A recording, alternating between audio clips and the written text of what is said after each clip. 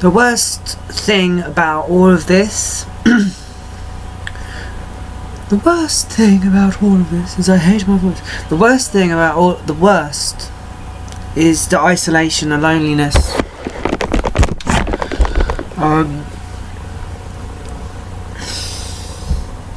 You try to keep it up as best you can, keep yourself positive and say, well, tomorrow might be a different day,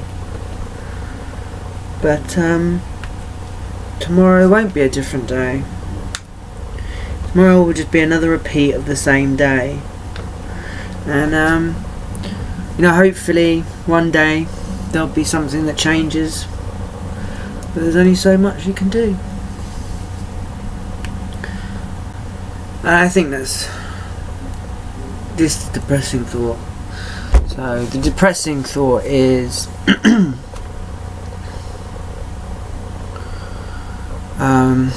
right now again, I wanted to make this this kind of blog. This is a vlog or video blog, I think, basically now. So I have opinions about politics and shit like that, but I don't really know anything about stuff like this. It's a blog. It's a video vlog. So today, I've already made one video today. I'm just going to keep putting out videos, to be honest. These help me. So whether they're an hour, 2 hours, I'm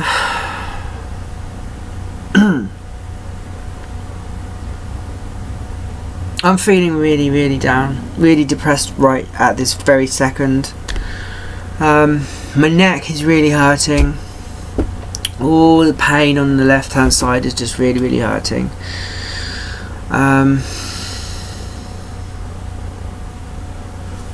It's a memory. It's like I can feel the nerves down my neck and into my shoulder, just memory, muscle memory. And it's like I don't know, I feel bad, basically. I feel really shit. Narcissism, I'm stuck on it, and I don't think I'm ever not going to be stuck on it. I think once you've had several knockbacks in your life and no happy kind of ending to it, you realise, oh well, that's it, isn't it, really? There's not going to be a kind of happy ending for me.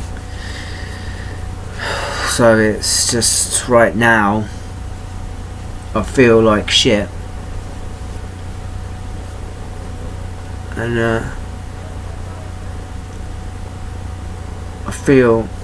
I don't know how else to explain it. I feel like shit.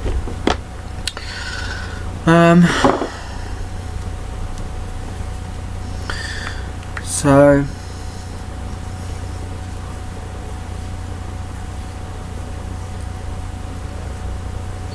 I just kind of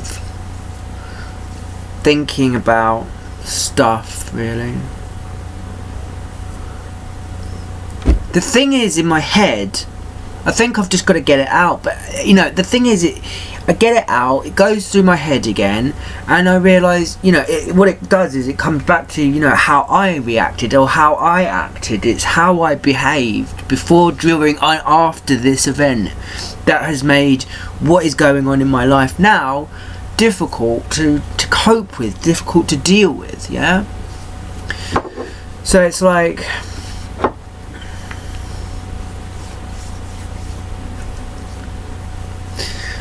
it started out with the problem is, in my head I know that there are hundreds of people involved that know me, that know what happened because they were involved.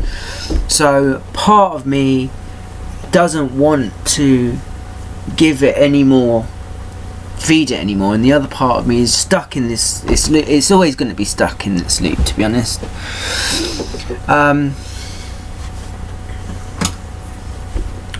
So I go to this party. Now I'd fallen out with one of these people, and you know, I didn't realise that they were a narcissist.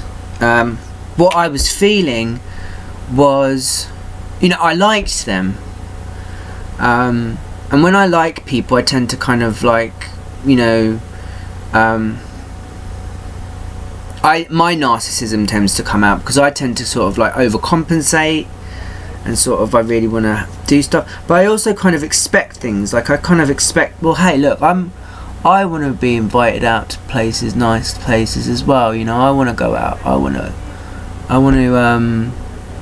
I want someone to call me up and say, hey, come out. And even though I was getting lots of invitations to all of these parties, yeah, when I would get to these parties, this is shit mascara, it's not doing anything. You know, I'd get to these parties, I'd feel like a complete outsider. So that's what happened. That was just another party where I felt like a complete and utter outsider, except this time it was a sort of mixed rave, I suppose you could call it, like where it's sort of like half orgy, half rave. It was weird because you had family members there as well, so like you had kids, not like children, but like you had fathers with their daughters, even though they were like 20 years old or whatever. You know, it is weird. That's what I'm saying, it's fucking weird. So, you know, you've got a fucking sex orgy going on in the back, and then, you know, the rest of it's just like a normal rave and everybody's high on drugs or whatever.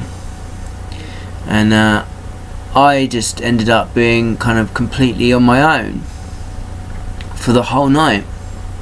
What happened was, I mean, the night before, ironically, the night before, I had gone to another party. I'd been to a party, and it had been another one of these kinds of, but it wasn't a subversive party. It was just a normal sort of party, and everybody was there, kind of like having kind of kinky sex, basically.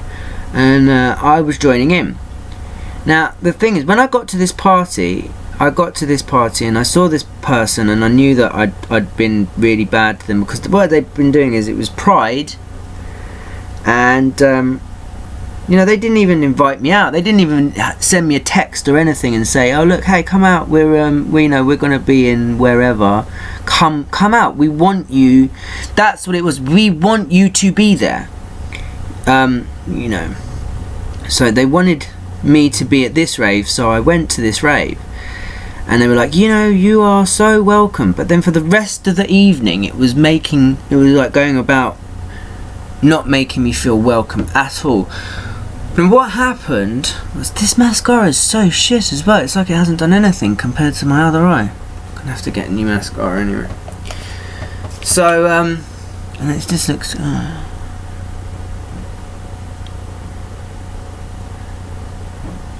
whatever.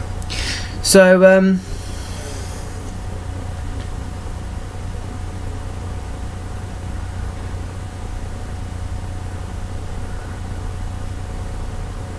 so basically,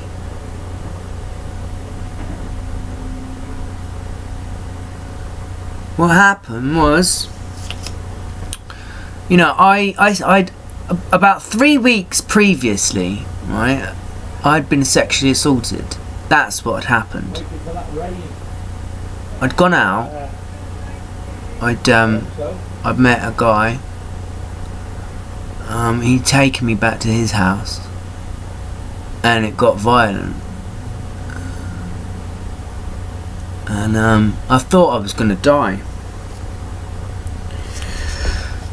So I was really scared. I thought I was gonna have a heart attack at one point. He'd given me this. He'd given me pure heroin, what I thought was cocaine. I didn't know it was heroin. And it was after he'd given me this pure... It was just white powder, I didn't know what the fuck it was. I've been given so much shit and the thing is, I only have myself to blame, because, you know, I was kind of like a bit of a, and always have been, probably always will, you know, a bit of a junkie. Really, that's that, you know, fucking beat around the bush. So he offered me this stuff. It turned out to be pure heroin. I thought I was gonna fucking die. I thought I was gonna have a heart attack. I've told this story before, but I've never told this story and published it. So, and again, everybody has a story. This was a story. Anyway, that was 3 weeks before. What had happened, I was just kind of powering through. Just sort of going on, just carrying on, like going like, that didn't happen, whatever. I got away, eventually. There's 2 of them. A lot of people ask me why I didn't report it. What am I going to say? Who's going to believe me? I went back to the person's house. I followed my nose. I went back to the person's house. He gave me white powder.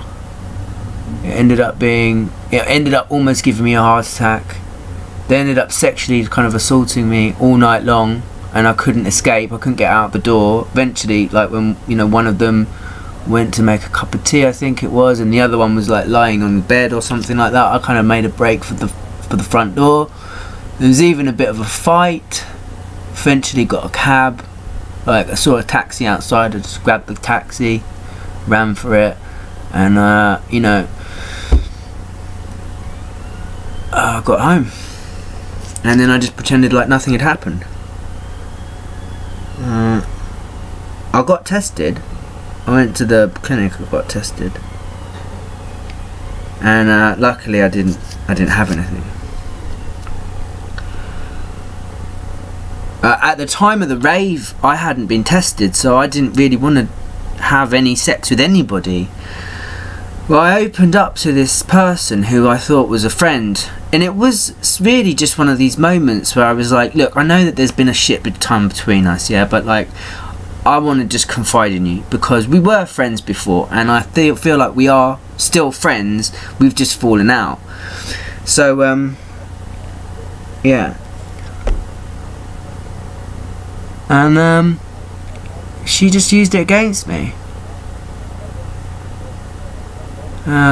She kind of almost made it kind of that I was lying, or that I was trying to get sympathy. I was trying to make people feel sorry for me. And I was just like I was heartbroken, genuinely heartbroken. And none of her friends, people that I had called friends actually for a long time, people who were on my friends list, had said anything to me. Not even come up and said, are you alright? Or put an arm around me. Nothing. Absolutely, there was fucking zero love. And I suppose it was because of the way I kind of carried on going. They were like, well, we don't believe you because, somebody would have reported it, yeah? And I just said, well, no, actually.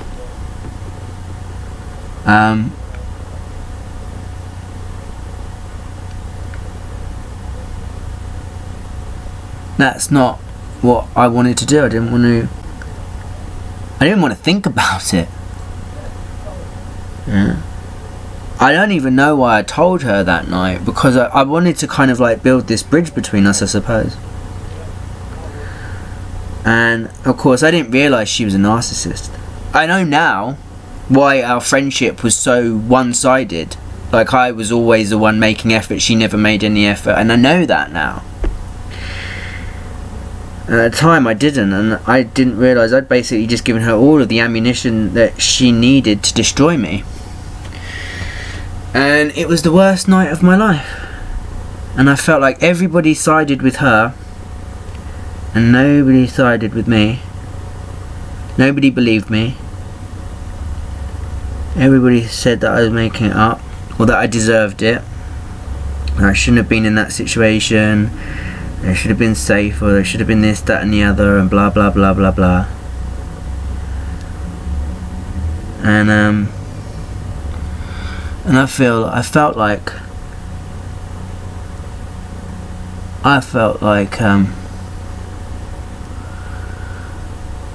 felt like complete shit, basically. And it was someone who I'd called a friend who did it to me. So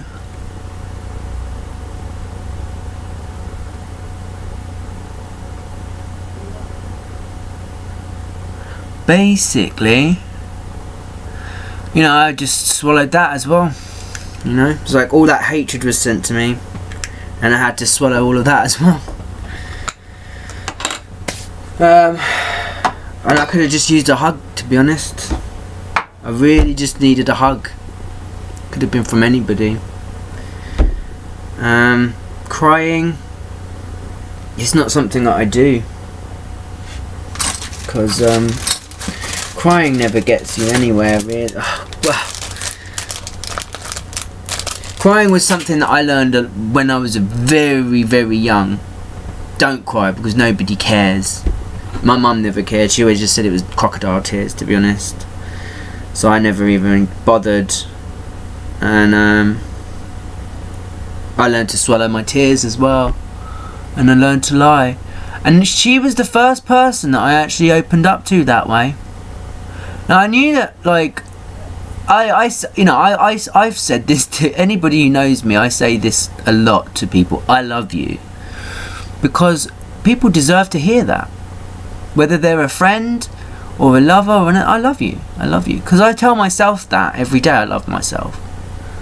I love you. I love you for being here with me. I love the fact that I always have a friendly ear. Someone who's willing to listen to me. Because, you know, if you're a narcissist, actually, you don't actually care about yourself. You know, you don't have the ability to care about other people. You only have the ability to care about what other people think of you. You know, it's like a game to them. So, telling people that you love them, yeah, it's a validation that everybody deserves. I love you, I love you.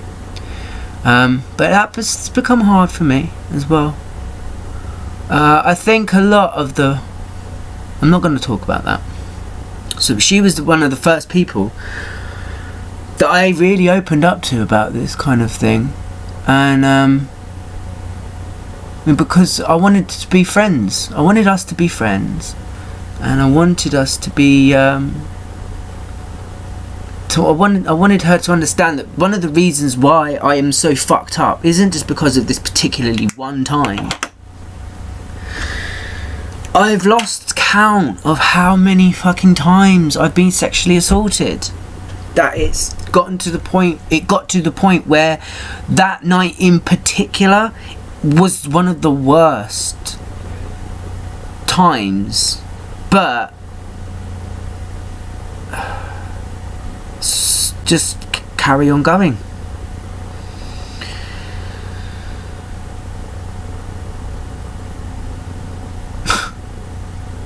Unfortunately, that night I ended up being completely isolated. I'd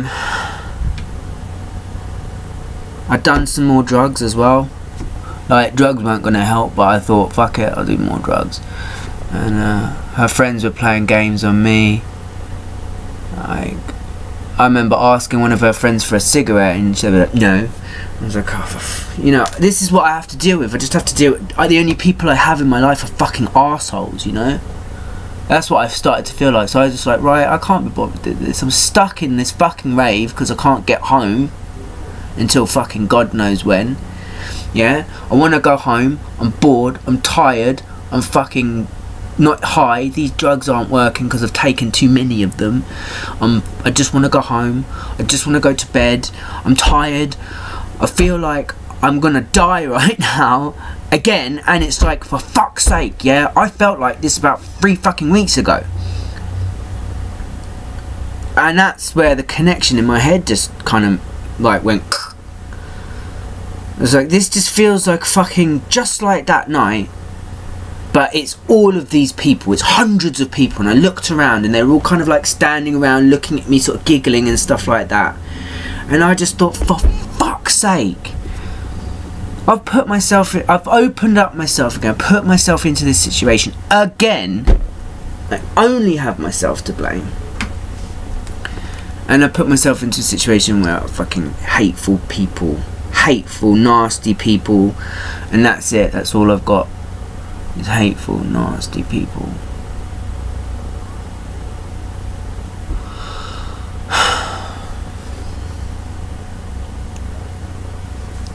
So I basically just ended up making it to the end of the rave.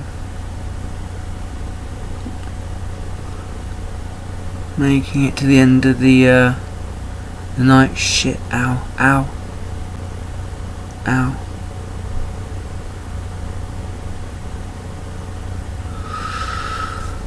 And then, that was it, basically. Feel like putting some dots on my, maybe dots here.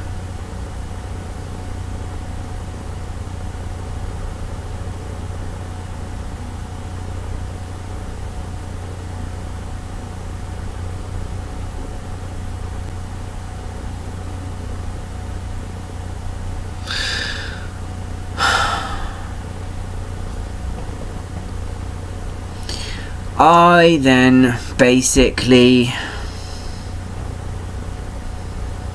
had a massive breakdown. My mum is a narcissist. Maybe the point is that we all have it in ourselves to be narcissistic, okay? And narcissism isn't to be mistaken with vanity. Fuck it. There's nothing wrong with being vain. There's nothing wrong with being, with liking what you see when you look in the mirror and going, I am a beautiful person. I love myself, yeah? Self-validation is so important because then you can go out and tell people that you love them and you mean it.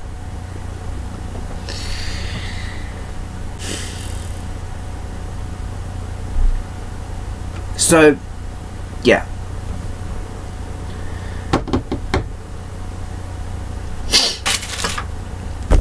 Got back to my mum's house.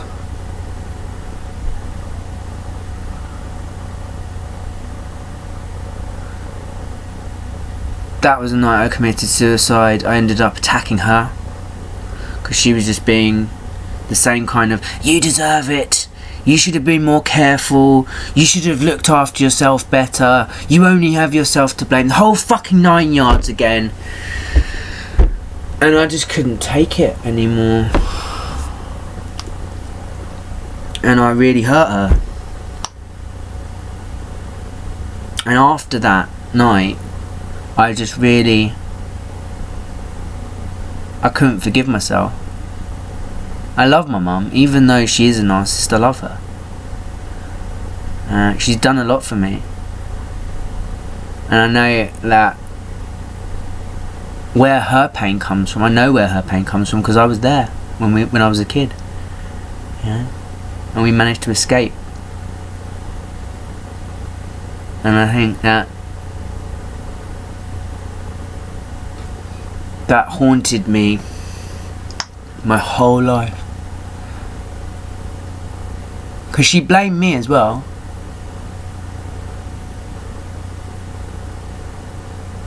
She blamed me for being in that situation herself.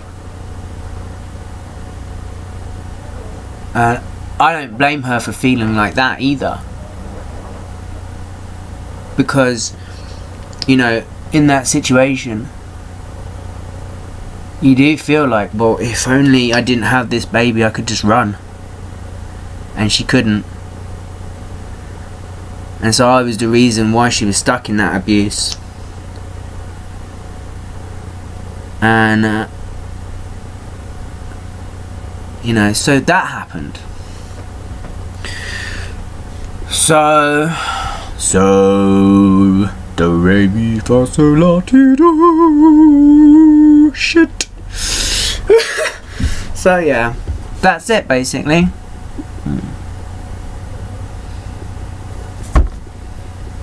When I saw those people again, they were so like, don't worry, we're gonna show you a good time, we're sorry.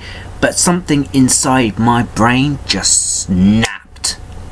And I could feel it, it just went And I was just like, no, I'm not going through this again. You're promising me all of this shit again, aren't you? You're promising me this fucking happy ending, and it's not gonna happen, is it? Because it's gonna end up exactly like that rave that night. It's gonna happen exactly like that place that night. It's gonna happen exactly like it's happened before several times in my life. It's gonna happen again, where your lies are gonna supersede my truth to fit your narrative, and I've had fucking enough of it. And then I ended up getting to the point where I almost got violent with these people, and that would have been really bad for me, because when you're violent with someone, you know, it opens up the door for them to be able to be abusive back to you. And if that happens, you're in a whole world of hurt. And that is exactly what I did. They started the smear campaign that, you know, there's hundreds, and remember this is basically like a mini cult. Hundreds and hundreds of people all involved, all deciding, right, now we don't like this particular person because of what they've done, fine, whatever, targeting me even more than they had before, this time with no reprieve. So it was just like, just more abuse. So eventually I just ran away again. I managed to escape again, because that's what I do. I managed to survive these I managed to put myself into these situations, and then I managed to survive them. So I only have myself to blame, but I do survive them. And a bit of me, I feel like a bit of me gets taken every time, you know. But I survive, and I carry on.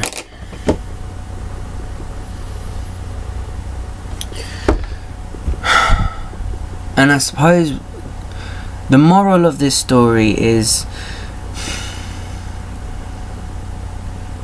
you're always going to be haunted by that happy ending that never happens. You're always going to be haunted by the promises that are broken. You're always going to be haunted by the lies. You're always going to be haunted by the abuse. And you're always going to be haunted by your own actions. Because your actions are what made you, you know, an easy target. Your actions are the things that made you end up being, you know, the thing that they are capable, that they're able to hurt, you know. So what you'll happen is a chain of events, and how things escalate so quickly. 1 second you're just having a chat, the next second someone's chatting shit, the next second you're chatting shit, the next second someone's throwing a punch, the next second someone's throwing a punch, the next second, you know, both of you are in jail, one of you is in jail, maybe one of you's dead. That's how quickly it can escalate. And that's why as a human being, you've got to be so careful about who you hang around with, whom and what, and be careful of your surroundings, and going into a situation and going, right, well, there's hundreds and hundreds of people here, maybe all of them are in on it, maybe some of them are in on it, maybe just one or two of them are in on it, doesn't matter, because who do you know? And that's where misanthropy sits in, because misanthropy is just mistrusting everybody. It's just hating everybody for the possibility. And you know, you are part of that. People are looking at you, well, maybe they're the ones that are going to do something. Maybe you are. Maybe someone's going to provoke you, and something's going to click inside, and you're just going to go, fuck, and then you're going to do something you're going to regret. That's the thing. So you just remember like, just for yourself, like in yourself, for yourself, yeah? Look after yourself. Be kind to yourself. Be excellent to yourself, yeah? And it's difficult to change, because, you know, change really is about kind of how you react to things. And if you have triggers inside of you, if you have like things from learned behavior from when you were a kid, abused in the past, or very recent traumas, you know, things that actually stay with you, it's so difficult to actually, you know, to get rid of, because it's so difficult.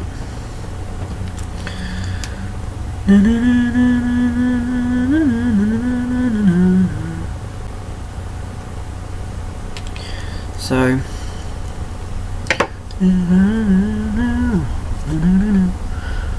you just remember just be good to yourself, be kind to yourself, look after yourself.